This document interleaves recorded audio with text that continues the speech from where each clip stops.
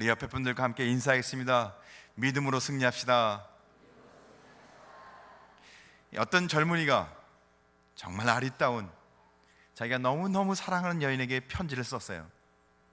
그 편지는 결혼하자고 하는 프로포즈였습니다. 그래서 편지를 썼죠. 나와 결혼해 주십시오.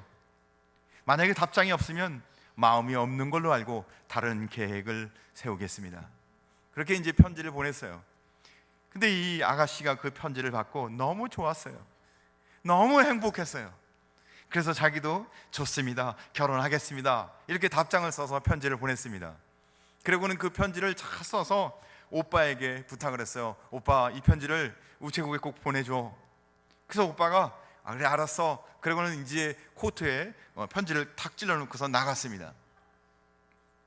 근데 그 사랑하는 남자부터 이제 다시 편지가 와서 결혼을 하든 그렇게 돼야 되잖아요. 근데 편지가 안 오는 거예요. 연락도 안 오고요. 그렇게 하루, 일주일, 한 달, 벌써 몇 년이 지났어요. 세상에 그렇게 많은 시간이 지났는데도 연락이 없어요. 근데 어느 날 오빠 코트를 보니까 오빠 코트에 그 편지가 꽂혀 있는 거예요. 오빠가 그만 깜빡 잊고 우체국 가서 편지를 보내지 않았던 겁니다. 정말 기가 막힌 일이 아닙니까? 답답하죠? 그 편지만 보냈으면 아마 결혼했을 텐데. 사랑하는 성도 여러분, 하나님께서 세상에서 가장 아름다운 사랑의 편지를 쓰셨습니다. 그 편지는요, 우리를 너무 사랑하셔서 자신의 몸을 아끼지 않고 우리 모든 죄를 다 용서해 주시고 내가 너만을 사랑하겠다고 그 편지를 쓰신 것이었어요. 그는 아름다운 사랑의 편지였습니다. 그리고는 그 편지를 잘 쓰셔서 우리에게 맡겨주셨어요. 근데 우리가 까마득하게 잊어버리고 얼마나 바쁜지, 얼마나 사는데 분주한지 그 주머니에 그 편지가 꽂혀 있는데 까마득하게 잃어버리고 살고 있습니다. 사랑하는 성도 여러분, 주님의 사랑, 주님의 은혜, 그것이 얼마나 놀랍고 아름다운 사랑인지 우리가 다 알고 있지 않습니까? 성도는 그 사랑으로 살고 그 사랑 때문에 사는 사람들이 하나님 앞에 선택받은 성도인 줄 믿습니다. 근데 주님은 오늘 그 사랑을 우리를 통해서 또한 다른 사람에게 나눠주길 원하십니다. 그래서 그 편지를 우리를 통해서 하나님은 교회 밖에 믿음이 없는 사람들에게 나눠주길 원하십니다. 그 나눠주는 것을 우리는 전도라고 합니다. 사도행전은 바로 초대교회의 그 사랑의 편지를 나누는 전도의 역사입니다. 인생은 성도에게는 하나님이 위탁하신 일이 있습니다. 하나님의 사랑의 편지를 너의 삶을 통해서 많은 사람들에게 나눠주길 원하세요. 그것이 우리에게 맡겨진, 우리에게 위탁하신 하나님의 일입니다. 근데 우리는 전도를 잘 안 하죠. 우리는 아주 소극적입니다. 전도에 대해서 우리는 적극성이 없습니다. 근데 전도하지 않는 삶 그 자체는 사랑의 편지를 나누고 주님의 은혜를 나누는 일을 하지 않으니까 그 삶도 소극적이고 삶의 의미를 상실하게 됩니다.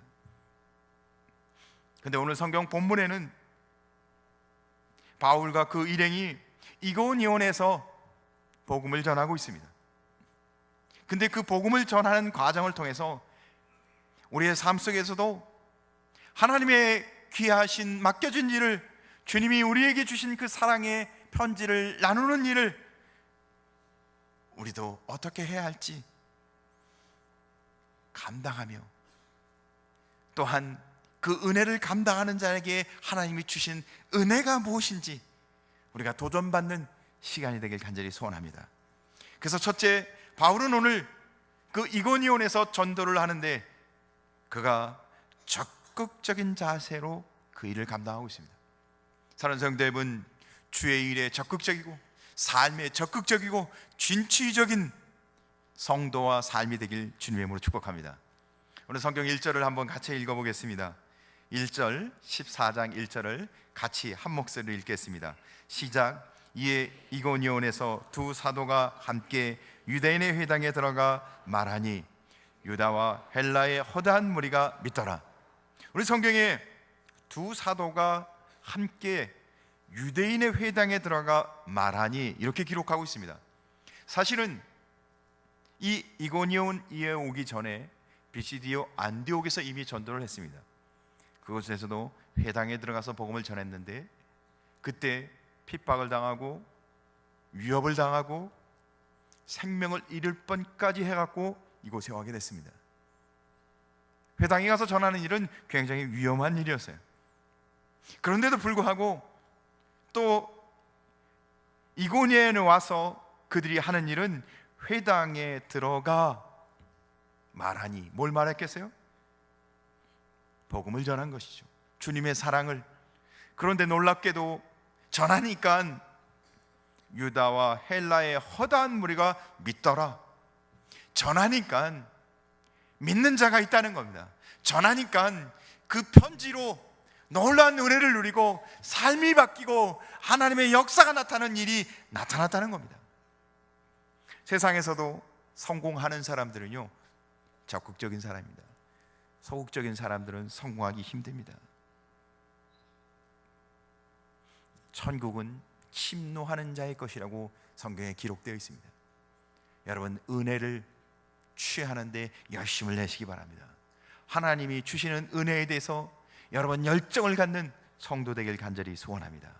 인생은 부정적이거나 소극적인 자세로 절대로 성공할 수 없습니다. 인생은요, 적극적인 자세로 살아야 합니다. 그래서 오늘 제가 여러분들과 함께 이 시간에 짧은 적극적인 삶을 살아가는 삶의 훈련을, 그래서 지금 한번 훈련을 한번 하도록 하겠습니다. 여러분, 훈련하면 어떻게 좀 긴장되시죠? 뭐 어려운 훈련은 아니고 여러분들이 제가 시키는 대로 따라만 하시면 됩니다. 한번 따라 하시기 바랍니다. 내가 먼저. 한 번 더 하십시오. 내가 먼저. 자, 지금부터 이제 제가 하면 여러분은 내가 먼저 이렇게만 하시면 되는 겁니다. 자, 한번 긴장하시고, 자, 시작하겠습니다. 인사는, 기도는, 사랑은, 봉사는, 전도는, 선교는, 감사합니다. 이런 적극적인 자세로. 누가 먼저라고요? 내가 먼저. 근데 소극적인 사람은 누가 먼저일까요? 네가 먼저. 적극적인 사람은 내가 변하고 내가 먼저 해야 되고 내가 해야 할 일인 겁니다. 그렇죠?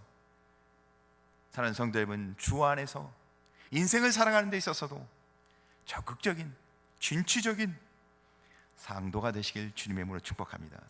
성경을 보면 구약 시대에는 이방인들이 자기가 이스라엘 사람들, 선민 유대를 보고 그들이 개종해서 유대인을 찾아옵니다.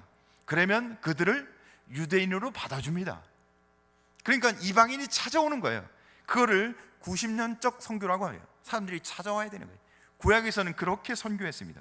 그러나 신약에 들어와서는 이방인들을 찾아갑니다. 그들이 있는 곳을 어디든지 찾아가요. 누가 그렇게 하셨나요? 예수님이.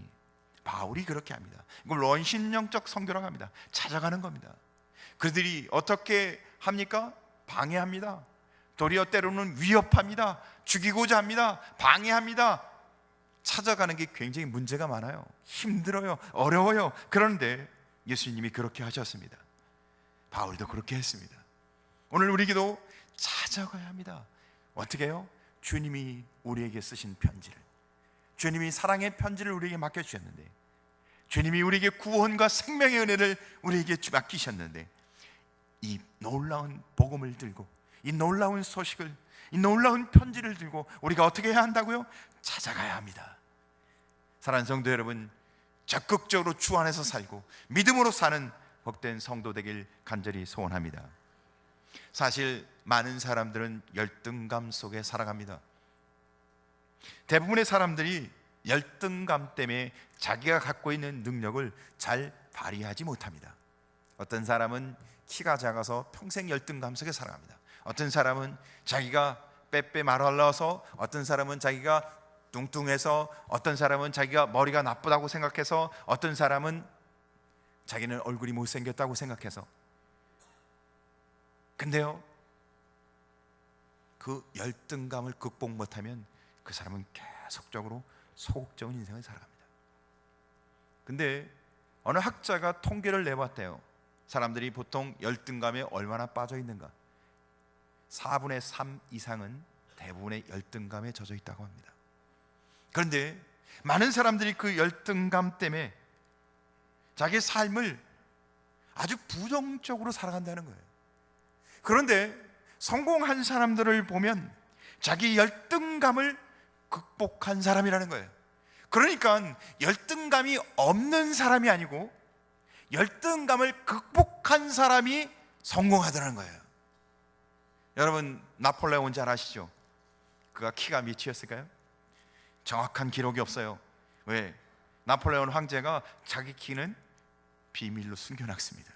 1급 비밀이었어요. 1급 비밀. 그래서 학자들에 따르면 150이 안 됐다고 합니다. 근데 1급 비밀이에요. 그래서 책자에는 대충 160쯤 될 것이라고 기록되어 있는데 1급 비밀이래요. 근데 나폴레온은 자기가 키가 작은데도 어떻게 해요? 자기의 그 열등감, 약점을 극복해서 어떻게 해요? 황제가 됩니다. 우리가 잘 알고 있는 한국의 대표적인 수영 선수 누구죠? 박태환.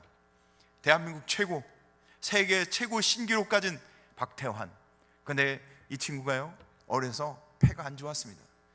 숨을 잘 못 쉬어요. 폐가 안 좋아서. 그래서 수영을 할 수 없는 친구였습니다. 그런데 폐를 건강하기 위해서 수영을 해요. 부모가 수영을 시킵니다. 폐를 건강하게 하기 위해서. 그런데 열심히 수영을 해서 어떻게 해요? 폐만 좋아진 게 아니라 최고의 수영 선수가 됐어요. 자기의 열등감, 자기의 문제 극복했다는 겁니다. 열등감은 자기를 실패하게 하고 부정적으로 인생을 살게 하는 장애물이 아니라는 겁니다. 도리어 그 열등감, 누구나 다 갖고 있는 그 열등감, 그것은 나를 성공케 하는 계기가 되고 나를 회복시키게 하는, 그런데요, 그냥 열심히만 하는 게 아니라 성도에게 있어서 열등감은, 좌절감은, 문제는 누구를 보게 할까요? 하나님을 보게 하는 겁니다. 하나님을 만나게 하는 겁니다. 기도하게 하는 겁니다. 사랑하는 성도 여러분, 어려움이 있나요? 힘든 일이 있나요? 문제가 있나요? 열등감에 사로잡혀 있습니까? 하나님을 만나시기 바랍니다. 하나님을 의지하시기 바랍니다. 기도하시기 바랍니다. 그러면 어떻게 해요? 적극적인 사람이 되는 겁니다. 긍정적인 사람이 되는 겁니다. 하나님과 함께하는 사람이 되는 겁니다. 사랑하는 성도 여러분, 오늘 바울은 자기의 주신 복음의 편지를 붙들고 어렵지만, 잘못하면 맞을 수도 있고 감옥에 갇힐 수도 있고, 잘못하면 더 심각하면 죽을 수도 있는 상황이었지만 적극적으로 어디요? 회당을 찾아갑니다. 사랑하는 성도 여러분, 문제를 보지 마시고 주님이 내게 주신 은혜를 생각하시고 주님이 내게 주실 은혜를 바라보며 적극적이고 긍정적으로 승리하는 성도들 되길 간절히 소원합니다. 그런데 두 번째, 그러나 오늘 성경을 보니까 전도에는, 선교에는 항상 장애물이 따라옵니다. 우리가 그렇게 살아가는데 불구하고 뭐가 있다고요? 장애물이 항상 있습니다. 오늘 성경 2절을 한번 읽어보겠습니다. 같이 읽겠습니다. 2절을 시작. 그러나 순종하지 아니하는 유대인들이 이방인들의 마음을 선동하여 형제들에게 악감을 품게 하거늘. 뭐가 있었다고요? 순종하지 않는 유대인들이 이방인들과 마음을 합쳐갖고 선동해서 형제들에게 악감을 품게 하는 거예요. 그러니까 복음을 전하는 두 사도를 방해하는 정도가 아니라 더 이상 전도하지 못하도록 그들을 핍박하고 굉장히 어려운 일이 생긴 거죠. 그런데 우리가 신앙생활 하는 중에요, 먼저 찾아오는 게 있습니다. 그건 항상 뭐예요? 장애물이에요. 그래서 신앙생활 안 하는 분들이 갑자기 신앙생활 하면요, 무슨 일이 생겨요? 막 머리가 아픈다든가, 가정에 무슨 일이 생긴다든가, 어려운 일이 막 생기는 거예요. 그래서 그분이 생각하기를, 야, 이거 내가 잘못된 데 갔나 보다. 문제가 생긴다는 겁니다. 근데 성도들 삶도 그래요. 평소에는 전도라는 걸 해본지도 않다, 새벽 기도라는 건 가보지도 않다가 갑자기 새벽 기도를 가기 시작하고 전도를 하기 시작하고 그러면 어떻게 해요? 어려운 일이 생깁니다. 생전 새벽 기도 안 하는 분이 새벽 기도 나면 어떻게 해요? 잘못하면 교통사고 나세요. 그래요. 전도 하나 된 분이 갑자기 전도하면 어떻게 해요? 전도하러 가십시오. 그럼 누가 칭찬해 주는지 아십니까? 칭찬하긴커녕요 욕만 먹고 와요. 핍박당합니다. 심하게는요 비웃음도 듣고. 오늘 성경에 보니까 이 바울과 그 일행은 그렇게 주의 일을 감당하는데 생명을 위협받습니다. 감옥에 갇힙니다. 가난하게 되고 질병도 찾아와요. 여러분의 삶 가운데 어떤 장애물이 있습니까?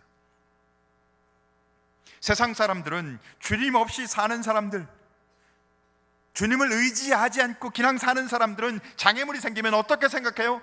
야, 이게 실패의 요인이구나, 내가 이것 때문에 안 되는구나, 이렇게 생각합니다. 그러니까 장애물이 생각하면 극복하기 어려운 거예요. 왜? 이 문제 때문에 할 수가 없으니까.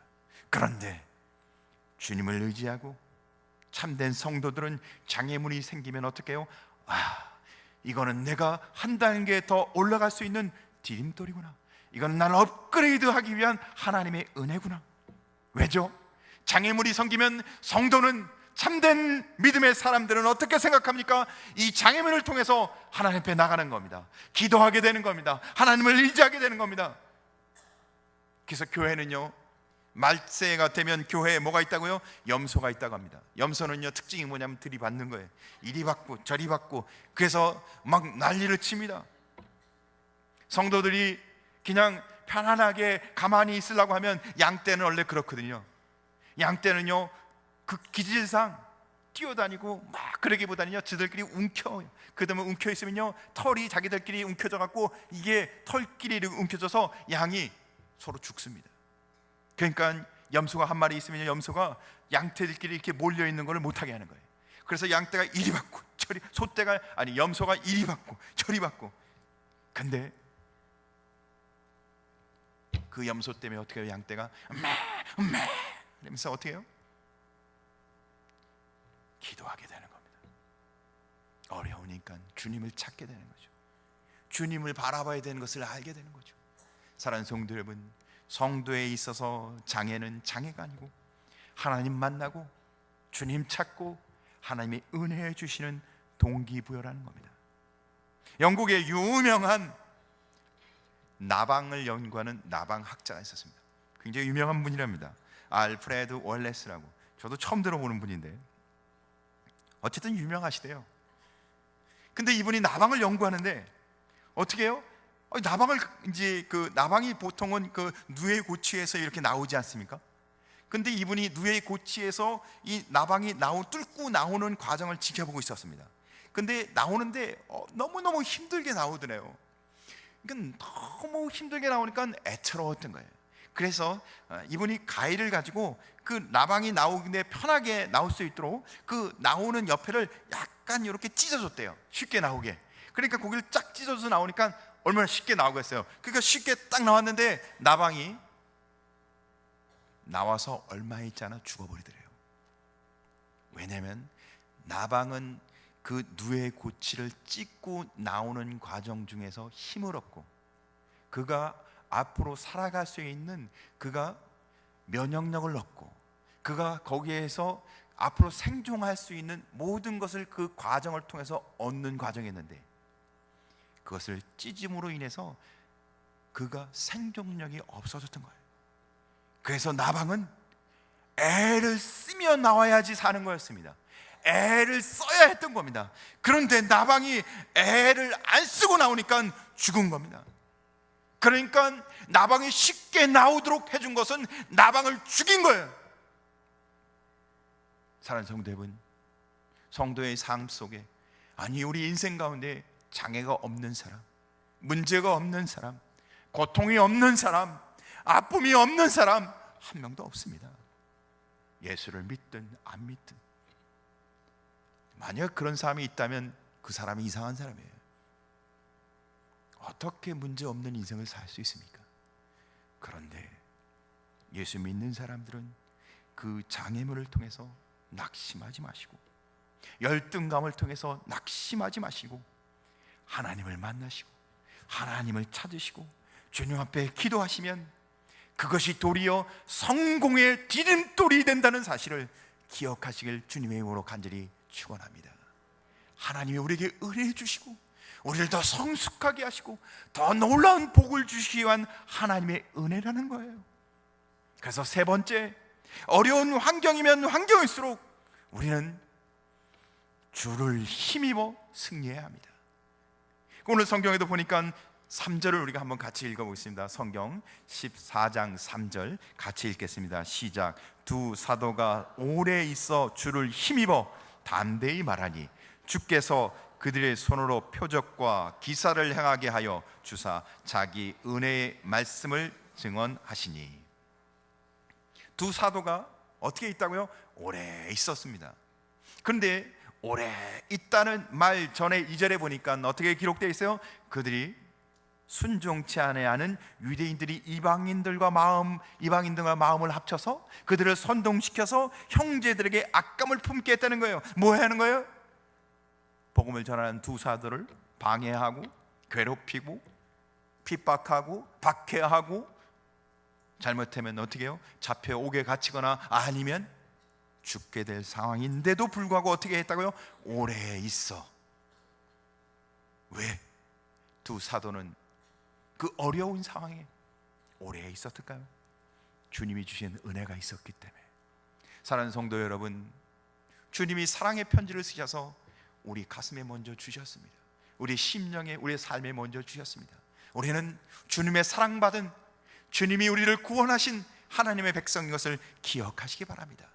그러니까 두 사도는요, 아무리 어려움이 있지만 그들에게 뭐예요? 전해줄 게 있었던 겁니다. 그래서 오래 있어. 그런데 자기 능력으로, 자기 힘으로는 오래 있기 힘들어요. 그래서 성경은 뭐라고 기록하고 있어요? 주를 힘입어. 우리가 오랫동안 성도답게 우리의 삶 속에 날마다 은혜롭게 샘을 공급받으며 믿음으로 신앙으로 복된 삶을 살기 위하는 뭐가 필요하다고요? 주를 힘입어. 주님과 함께하는 자는 날마다 승리하는 줄 믿으시기 바랍니다. 어려움도 극복할 수 있습니다. 장애도 장애가 아니라 성공의 디딤돌로 바꿀 수 있습니다. 그래서 어떻게 해요? 주를 힘입어 담대히 말하니 담대해졌다는 겁니다. 두렵고 떨며 부정적이며 소극적으로 사는 게 아니라 담대해져서 긍정적이고 적극적이고 주 안에서 승리하는 삶을 산다는 겁니다. 사랑하는 성도 여러분, 마음이 답답하십니까? 주를 힘입어 일어나시기 바랍니다. 주를 힘입는다는 것은 무슨 뜻인가요? 주님과 함께하는 겁니다. 주님이 나와 함께 하시는 겁니다. 주님을 바라보는 것입니다. 주님을 의지하는 것입니다. 주님 앞에 기도하는 것입니다. 사람은요, 힘이 있어야 돼요. 근데 사람은요, 어떻게 해요? 정말 힘이 있나요? 그래서 사람들은 힘센 걸 좋아합니다. 힘도 종류가 많은데 남자들은 특히 이렇게 자기가 힘센 거, 그렇죠? 그래서 막 힘 자랑을 많이 하죠. 무거운 걸 팍쩍 들면서 너 한번 들어와, 그렇죠? 아주 힘 자랑 잘하죠. 그래서 제 아시는 저희 친척 중에 한 분은요, 아들하고 있으면요 힘 자랑을 하세요. 막 이렇게 근육 자랑하시고 이런 식으로. 한번 보십시오. 남자들끼리 딱 모이면요 누가 제일 힘이 센지. 그러니까 말의 힘이 누가 제일 세냐면요, 등치도 탁 크고 얼굴도 우락부락하고 힘 세신 분이 조용히 좀 해. 그럼 다 조용히 합니다. 근데 저같이 좀 약간 얼굴도 이렇게 이쁘게 생기고 웃으시네요. 그러면 이제 제가 딱 가갖고 조용히 해. 그러면 너 조용히 해라. 힘 센 게 중요하죠. 그래서 사람은요 점점점 힘이 세지기 위해서 어떻게 해요? 기계를 의지합니다. 왜? 더 힘이 세야 되는데 인간이 갖고 있는 힘은 한계가 있으니까. 그래서 요즘 최근에 보니까요 입는 로봇이 나온대요. 그래서 그 옷을 입으면 기계가 갖고 있는 힘을 빌어서 사람도 힘이 같이 세워지는 겁니다. 얼마 안 있으면 금방 나온다고 하더라고요. 어쨌든 힘 굉장히 중요합니다. 근데 이보다 더 힘이 센 게 있어요. 우리가 굉장히 좋아하는 거죠. 이 체력보다 더 강력한 힘 뭘까요? 돈. 돈이 있어야 합니다. 그래서 돈이 말한다. 돈이 말한다는 게 뭐예요? 돈이 모든 걸 해결한다는 뜻이죠. 뭐니 해도 돈입니다. 돈이 있으면 안 깔봐요. 키 작으신 분도 돈 많이 벌어보십시오. 갑부예요. 돈이 한 몇백억 정도 있다고 생각하세요. 누가 키 작다고 뭐라 그랬겠어요? 아무도 말 못합니다. 얼굴 못생겼다고 여러분 돈 많이 버셔야 합니다. 아무도 깔보지 못하세요. 근데 눈에 보이지 않는 힘이 있어요. 그건 지식입니다. 겉으로 보기에는 아무것도 아닌 사람도 말을 시켜오면 그 입에서 지식이 나와요. 술술술술 모르는 게 없어요. 그러면요 사람들이 그 사람 앞에 함부로 대하지 못합니다. 지식은 어때요? 힘이거든요. 아는 것이 힘이거든요. 근데 한국에서는 요거 굉장히 좋아하세요. 뭘까요? 권력. 돈이 있는 사람도 이 사업하시는 분들이요 한국에서 사업하는데 굉장히 어려운 게 이게 정치하고 연결하지 않고는 이게 사업하기 굉장히 힘들대요. 그래서 제가 알기로는 80년대 후반에 이 그룹 총수들이 뭐 하려고 했는지 아셨죠? 대통령 나왔잖아요. 그때 대통령 한다고 자기가. 왜? 권력이 이게 굉장한 거거든요. 사랑하는 성도 여러분, 그런데 우리 삶을 살아가는 데서 정말 중요한 것은 제가 생각하기엔 신뢰라고 생각합니다. 신뢰. 서로 믿을 수 있어야 한다고 생각해요. 미국 사회는 특히 이 신뢰, 서로 신용에 문제가 생기면요 미국에서는 아무것도 못해요. 슈퍼에 가서 음식도 못 삽니다. 어디 가서 잠도 잘 수 없어요. 신용, 신뢰가 굉장히 중요하다고 생각합니다. 그러나 그는 세상이 말하는 힘이고 우리는 힘 중에 힘, 최고의 힘은 바로 나의 힘이 되신 여호와라고 생각합니다. 사랑하는 성도 여러분, 여호와를 바라보시기 바랍니다. 여호와를 의지하시기 바랍니다. 여호와를 힘입어 날마다 새로운 삶을 사시길 주님의 이름으로 축복합니다. 시편 18편 1절에 말합니다. 나의 힘이 되신 여호와여 내가 주를 사랑하나이다. 주를 힘입었기에 그가 오랫동안 포기하지 않고 있을 수 있었으며 담대히 말하여 복음을 증거할 수 있었습니다. 그 현장에는 기적이 일어났고 그들이 예수를 믿었고 그들은 끝까지 주의 사명을 감당할 수 있었습니다. 여러분은 스데반을 한번 보십시오. 스데반은 순교했습니다. 사람들이 돌을 들고 그 앞에 서서 돌을 던집니다. 근데 스데반이 만약에 그 앞에서 아니 같은 유대인끼리 이럴 수 있어? 그런 마음을 품었다면 너희가 그 중에는 아마 안면이 있는 사람도 있었을 거예요. 돌 던진 친구 중에. 그렇다면 내가 돌로 나한테 친다고? 그런 마음 먹었다면 아마 낙심이 되었을 겁니다. 그러나 스데반은 돌 들고 있는 사람 보지 않았어요. 누구를 봐요? 하나님을 봤습니다. 주를 힘입어. 그러니까 그의 얼굴이 천사와 같았더라. 할렐루야. 여호수아 갈렙 때도 똑같았습니다. 여호수아 갈렙은 12명의 정탐꾼이 가나안을 갑니다. 땅도 보았고 그 백성도 보고 성도 보고 보니까 다 좋아요. 농사를 얼마나 잘 되는지, 포도알이 얼마나 큰지, 성이 얼마나 견고한지 그렇게 좋은 땅이 없어요. 그런데 믿음이 없이 본 사람은 뭐만 봐요? 땅만 봤어요. 그 땅 거민만 봤어요. 그 땅을 보니까 너무너무 좋은데 그 땅 거민은 거인이더라. 우리가 상관없는 땅인 것 같더라. 그런데 믿음으로 보는 사람은 땅을 보지 않고 주신다는 약속을 봤어요. 하나님을 봤어요. 믿음으로 봤어요. 하나님을 의지했어요. 그러니까 어떻게 해요? 여호수아와 갈렙만 가나안에 갔습니다. 10명은 가지 못했어요. 땅을 본 자는 가지 못하는 겁니다. 땅을 본 자에게는 소극적인 부정적인 인생입니다. 그러나 하나님을 보는 인생은 긍정적인 진취적인 승리하는 인생인 겁니다. 사랑하는 성도 여러분, 고난이 있나요? 시련이 있나요? 아픔이 있나요? 고난과 시련에 몰두하지 마시고 거기에 몰두하는 순간 우리는 어떻게 해요? 시험에 빠지게 되어 있습니다. 나는 왜 이럴까? 내 인생은 왜 이렇지? 그러나 하나님을 보십시오. 주님을 보십시오. 주님을 의지하십시오. 주를 힘입어 사시는 성도 되시길 주님의 이름으로 축복합니다. 우리 복음송에도 그런 말이 있지 않습니까? 괴로울 때 주님의 얼굴을 보라. 평화의 주님 바라보아라. 주님 바라보는 자마다, 주님 의지하는 자마다 주를 힘입어 승리할 줄 믿으시 바랍니다.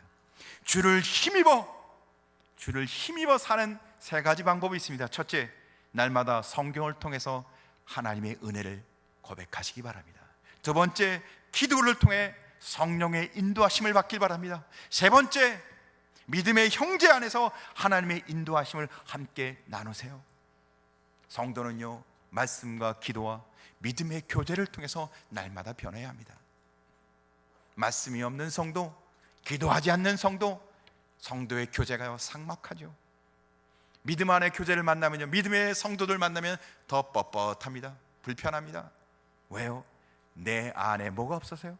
주님이 주신 은혜가 없으니까.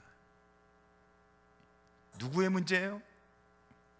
사랑하는 성도 여러분, 내가 먼저 주를 바라보고 주를 힘입어 은혜로 충만한 성도 되시길 간절히 소원합니다. 왜 많은 사람들은 이 은혜를, 주를 힘입어 주님의 은혜 가운데 살지 못할까요? 첫째, 믿음이 없어서, 하나님이 주신다는 그 은혜를 믿음이 없어서 날마다 말씀으로 살지 않는 겁니다. 하나님이 주신다는 은혜를 믿음이 없어서 기도하지 않습니다. 주님이 주신다고 확실히 믿는다면 말씀과 기도로 살 텐데 믿음이 없어서. 두 번째, 건망증, 잊어버리는 겁니다. 하나님이 정말 그런 하나님인지를, 내가 어떤 은혜를 받았는지 잊어버리고 살아요. 그래요, 마지막으로 건망증에 대한 이야기를 하나 하고 설교를 마치고자 합니다. 옛날 조선시대에 건망증이 심한 양반이 있었습니다. 이 양반이 한 번은 한양에 가는 길이었습니다. 보통 당시에는 급한 볼일이 생기면 나무 뒤에 가서 이렇게 볼일을 봤습니다. 한양 가는 길에 급할 볼일이 생긴 거예요. 그래서 양반 체면에 이제 나무 뒤에 가서 볼일을 보는 게 좀 쑥스럽긴 해도 너무 급하다 보니까 그 당시에는 뭐 간이 화장실이 있는 것도 아니고, 그래서 이제 나무 뒤에 가서 살펴보고, 나무 뒤에 이제 슬면이 앉았어요. 근데 모자 이 갓을 이제 쓰고 볼일을 보려고 하니까 조금 이게 어색해요. 그래서 이 양반이 갓을 딱 벗어서 이제 갓을 옆에다 딱 누르려고 생각해 보니까 자기가 건망증이 있는 거예요. 아, 내가 참 건망증 있지, 여기다 놓고 볼일 끝난 다음에 두고 갈지도 몰라. 그래서 이제 갓을 나무 가지 위에 딱 자기 머리 위에다 묶어놨어요. 그리고는 이제 딱 앉아서 볼일을 봤습니다. 양반답게 탁 볼일을 보라고. 얼마나 시원하겠어요. 아이고 시원하다. 그리고 턱 일어나는데 뭐가 턱 걸리네요. 그 턱 보니까 갓이네요. 근데 이게 새 거예요, 새 거. 최신 유행한 갓. 그래서 딱 보니까 너무 마음에 들어요. 그래서 자기가 딱 보고서, 야, 누가 이 갓을 멍청하게 여기다가 두고 갔네. 그러고선 자기가 한번 딱 써봤어요. 한번 써보긴 하지 뭐. 그러면서 딱 써보니까 자기 머리에 딱 맞네요. 이야, 너무 행복했어요. 이야, 어떤 놈이 이런 걸 여기다 버리고 갔네, 멍청하긴. 그러고는 자기가 오늘 땡 잡았네. 그래서 갓을 탁 쓰고선 좋아갖고 기분이 좋아서 거기서 껑충 뛰는데 그만 껑충 뛰다가 자기 볼일 본 곳을 자기가 쿡 밟아버렸네요.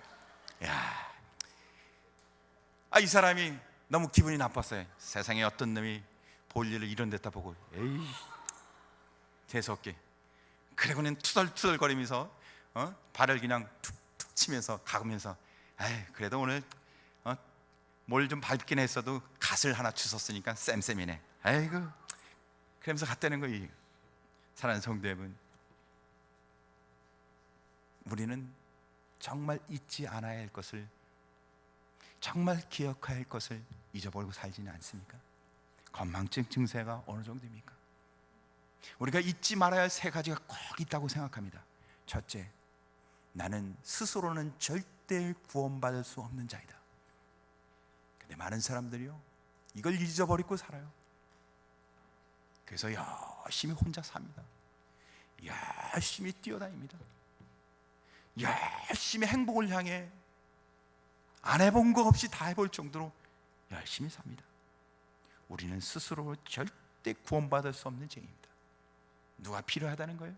둘째, 예수님으로 말미암아 모든 죄가 용서받았다는 겁니다. 우리는 주님의 은혜가 있이 살아요. 주님이 아니면 살 수 없는 성도라는 겁니다. 우리는 주님의 은혜로 사는 성도라는 겁니다. 여러분, 날마다 이 은혜 잊지 않고 예수님이 없이는 살 수 없는 인생인 것을 날마다 고백하며 날마다 사시길 주님의 이름으로 축복합니다. 근데 주님은요, 세 번째, 우리가 언제 어디를 가도 우리와 늘 함께 하셔서 우리를 보호해 주시고 우리를 인도해 주시고 우리를 절대 잊지 않으시는 분이 하나님이십니다. 사랑하는 성도 여러분, 주님은 우리를 절대 포기하지 않습니다. 잊지 마십시오. 망각하지 마십시오. 주를 바라보며 주님을 의지하셔서 주를 힘입어 승리하는 성도 되시길 주님의 이름으로 축복합니다. 기도하겠습니다.